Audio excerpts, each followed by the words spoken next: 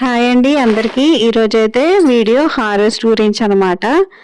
అయితే చెప్పాం కదండి మా పెరట్లోని బర్బాటి మొక్కలు అండ్ బెండకాయ మొక్కలు, బీరకాయ మొక్కలు వేసామని. సో అవైతే వచ్చాయి.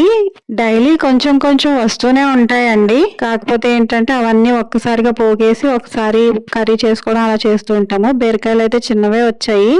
అయితే మా చెల్లి ఊరు నుండి వచ్చిందండి. రోజు మీరే కదా కోస్తారు, ఈరోజు నేను కోస్తానని చెప్పేసి తనైతే కోస్తుంది. తను కోసేటప్పుడు వీడియో తీయమందనమాట. సో అందుకనే ఈ వీడియో తీసాము.